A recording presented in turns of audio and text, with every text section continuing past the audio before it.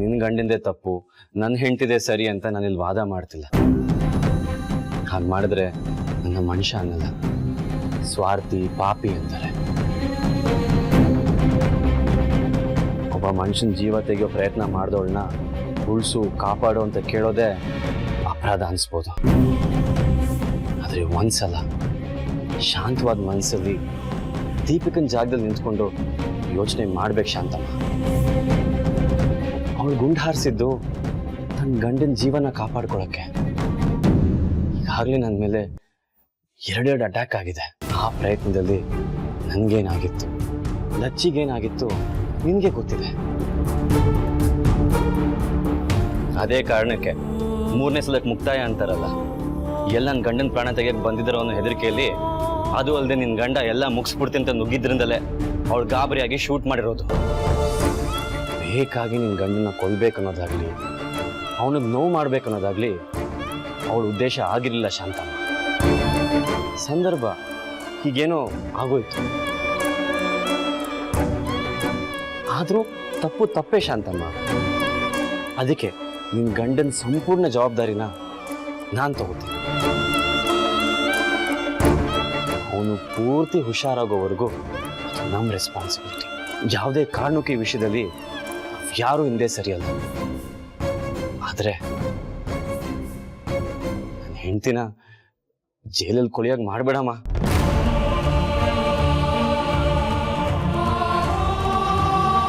ಅವಳಿಗೂ ನಿನ್ನ ಮಗಳಷ್ಟೇ ವಯಸ್ಸಿನ ಮಗಳಿದ್ದಾಳೆ.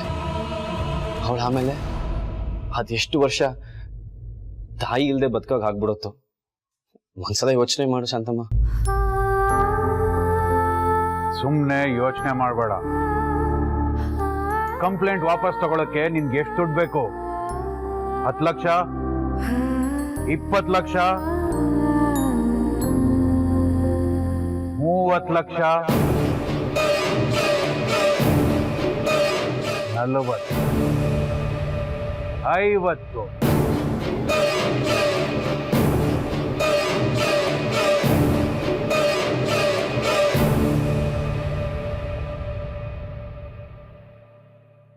$1 ಕೋಟಿ.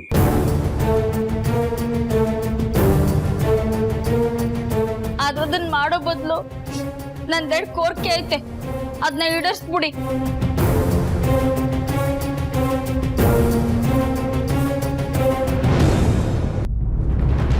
1 ಕೋಟಿ ಇಟ್ಕೊಂಡು ನಾ ಏನ್ ಮಾಡನೆ ಸಾಹೇಬ್ರೆ?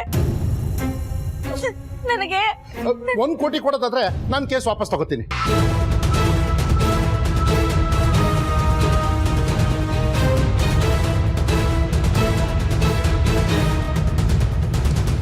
ಇನ್ನೊಂದು ಸ್ವಲ್ಪ ಸುಮ್ಮನೆ ನಿಂತ್ಕೋ. ಅಲ್ಲಿ ಮುಖ್ಯವಾಗಿ ಒಪ್ಕೋಬೇಕಾಗಿರೋದು ಶಾಂತಮ್ಮ. ಶಾಂತಮ್ಮ, ನೀನು ಹೇಳು. ಅವನಿಗೆ ದುಡ್ಡು ಕೊಡ್ತೀನಿ, ನಿನಗೇನ್ ಬೇಕು ಹೇಳು. ಸುಬ್ರಹ್ಮಣ್ಯನ್ ಕಾಸು ಕೊಡೋದು ಬಿಡೋದು ನಮಗ್ ಬಿಟ್ಟದ್ದು.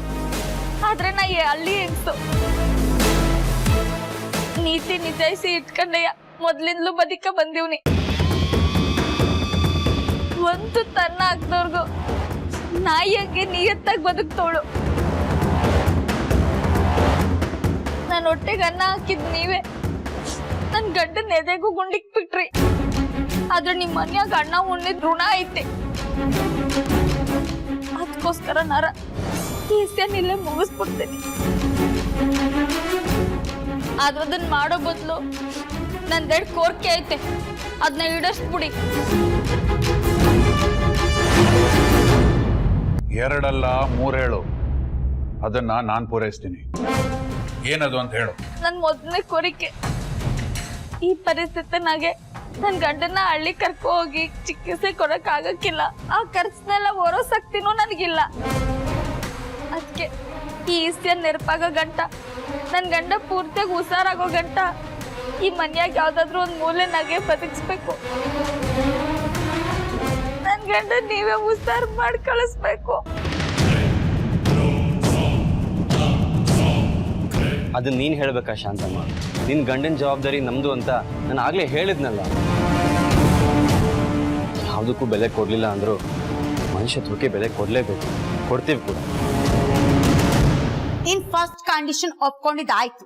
ಸೆಕೆಂಡ್ ಕಂಡೀಷನ್ ಏನು ಅಂತ ಹೇಳು. ಕಂಡೀಷನ್ ಅಲ್ಲ ಕಣವ, ಕೋರ್ಕೆ. ಹೇಳು ಶಾಂತಮ್ಮ, ನಿನ್ ಎರಡನೇ ಕೋರಿಕೆ ಏನು? ನನ್ 2ನೇ ಕೋರ್ಕೆ ಲಚ್ಚಿ ನಿಮ್ ಮನೆಯಿಂದ ಆಚೆ ಕಳಿಸ್ಬೇಕು.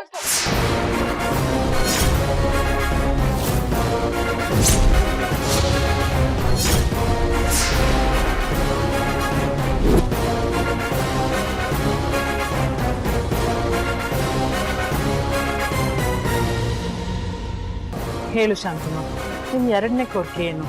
ನನ್ 2ನೇ ಕೋರ್ಕೆ ಲಚ್ಚಿ ನಿಮ್ ಮನೆಯಿಂದ ಆಚೆ ಕಳಿಸ್ಬೇಕು.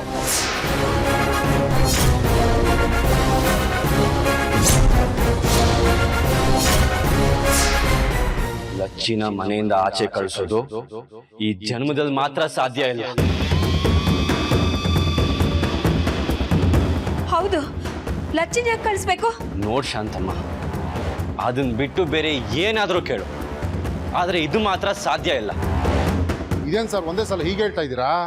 ಇಷ್ಟೊಂದು ಆವೇಶ ಒಳ್ಳೇದಲ್ಲ. ನಮ್ ಶಾಂತಮ್ಮ ನಿಮ್ ಬಂಗ್ಲೆ ಕೇಳ್ತಾ ಇದ್ದಾಳ ಇಲ್ಲ ನಿಮ್ ಆಸ್ತಿ ಕೊಡು ಅಂತ ಕೇಳ್ತಾ ಇದ್ದಾಳ? ಸಿಂಪಲ್ ಕಂಡೀಷನ್, ಲಚ್ಚಿ ಈ ಮನೇಲಿ ಇರಬಾರ್ದು ಅಂತಿದ್ದಾಳೆ ಅಷ್ಟೇ ತಾನೆ. ಲಚ್ಚಿ ಹೋದ್ರೆ ನಿಮ್ ಹೆಂಡತಿ ವಾಪಸ್ ಬರ್ತಾಳಲ್ಲ, ಅದಕ್ಕಿಂತ ಇನ್ನೇನ್ ಬೇಕು? ಶಾಂತಮ್ಮ, ನೀವೇ ಒಂದ್ಸಲ ಅರ್ಥ ಮಾಡಿಸಿ. ವಿಷಯ ಗೊತ್ತಿಲ್ಲದೆ ಮಾತಾಡಬೇಡ. ಲಚ್ಚಿನ ಮನೆಯಿಂದ ಆಚೆ ಕಳಿಸೋದು ನೀವು ಅನ್ಕೊಂಡಂಗೆ ಸುಲಭ ಅಲ್ಲ. ಸಂಗಮ್ ಹೇಳ್ದಾಗೆ ಅದನ್ನ ಬಿಟ್ಟು ಬೇರೆ ಇನ್ನೇನಾದರೂ ಕೇಳಿ. ಶಾಂತಮ್ಮ, ಇವ್ರಿಗೆ ಇನ್ನೊಂದ್ಸಲಿ ನೀನೇ ಹೇಳಿ ಅರ್ಥ ಮಾಡಿಸಿ. ಅದ್ರ ಬದ್ಲಿಗೆ ನೀವು ನನ್ ಮಡ್ಲಿಗೆ 10 ಕೋಟಿ ಹಾಕ್ತೀನಿ ಅಂದ್ರು ನನಗ್ ಬೇಡ.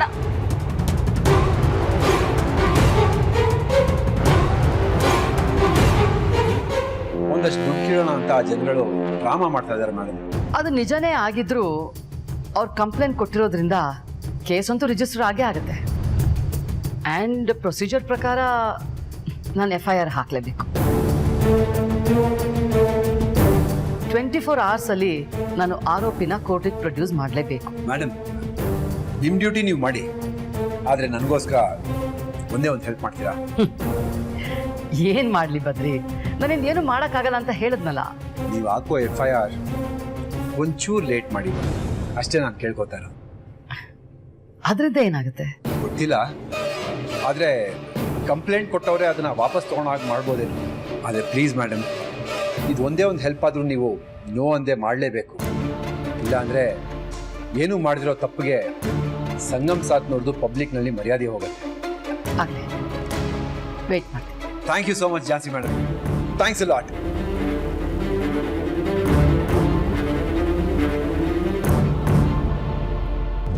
ಲಚ್ಚಿ ನೀಗಿದ್ದೀಗ್ಲೇ ಶಿವರಾಮಣ್ಣನ್ ಕೊಟ್ಟೆ ಕಳಿಸ್ಕೊಟ್ಬಿಡಿ. ನಾ ಈ ಕೇಸ್ನ ವಾಪಸ್ ತಗೋಬಿಟ್ಟೆನು. ನಿಮ್ ದಮ್ಮಯ್ಯ.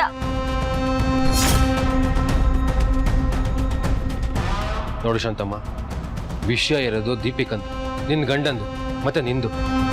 ಅದಕ್ಕೆ ಸಂಬಂಧಪಟ್ಟವರೆಲ್ಲ ನಾವು ಇಲ್ಲೇ ಇದ್ದೀವಿ, ಅದ್ರ ಬಗ್ಗೆ ಮಾತಾಡು. ಅದು ಬಿಟ್ಟು ಲಚ್ಚಿಗೂ ಈ ವಿಷಯಕ್ಕೂ ಏನು ಸಂಬಂಧ? ಆ ಹುಡುಗ ನಿನ್ಗೆ ಏನು ಮಾಡಿದೀನಿ ಶಾಂತಮ್ಮ? ಅವನ ಮೇಲೆ ಯಾಕೆ ನಿನ್ಗೆ ಇಷ್ಟೊಂದು ದ್ವೇಷ? ನಾ ಮುಂಚೆಯಿಂದನೂ ಹೇಳ್ತಾವನೆ ಲಚ್ಚಿಯಿಂದ ಈ ಮನೆ ಕಂಟಕ ಅಂತ. ಏನ್ ಶಾಂತಮ್ಮ, ಏನ್ ನೀನ್ ಮಾತಾಡ್ತಾ ಇರೋದು? ಆ ಮಗುವಿಂದ ನಮ್ಗೇನ್ ಕಂಟಕ? ಸಂಗಮಪ್ಪಂಗೆ ಆಕ್ಸಿಡೆಂಟ್ ಆಯ್ತು. ಜಾನ್ಕವ್ವ ಕೊಳದಲ್ಲಿ ಬಿಟ್ಟು ಮುಳ್ಗೋಗ್ತಾ ಇದ್ರು. ನಿಮ್ಗೂ ಆವು ಕಚ್ಚಿ ಸಾಯಂಗಾಗಿದ್ರಿ. ಈಗ ದೀಪಿಕಾ ಅವರು ಜೈಲ್ ಸೇರೋರೆ. ಲಚ್ಚಿರ ಈ ಮನ್ಯಾಗೆ ನನ್ ಗಂಡ ಬಂದ್ ಸೇರ್ಕೊಂಡು ಆಸ್ಪತ್ರೆ ಸೇರಿ ಸಾಯ್ತಾನೋ ಬದುಕ್ತಾನೋ ಗೊತ್ತಾಯ್ತಾ ಇಲ್ಲ. ಇಟ್ಟೆಲ್ಲ ಆಯ್ತಿರೋದು ಆ ಹುಡುಗನಿಂದಲೇ. ಈ ಮನೆಗೆ ಅವನಿಂದ ಕಂಟಕ ಐತೆ ಅಂತ ಜೋಯಿಸ್ರಿ ಹೇಳೋರೆ ಅಂತ ಈಸಿಯ ತಿಳಿಸಿವ್ನಿ. ಆದ್ರೂ ನೀವ್ ಯಾರು ಅದನ್ನ ಕಿವಿಗೆ ಹಾಕತ್ತಾ ಇಲ್ವಲ್ಲ. ನಾ ಈ ಬೇಡ್ಕೆನೆಲ್ಲ ಇಕ್ತಾ ಇರೋದು ನಮ್ಮನೆ ಉದ್ಧಾರಕ್ಕಲ್ಲ, ಅದನ್ನ ಅರ್ಥ ಮಾಡ್ಕೊಳ್ರಿ.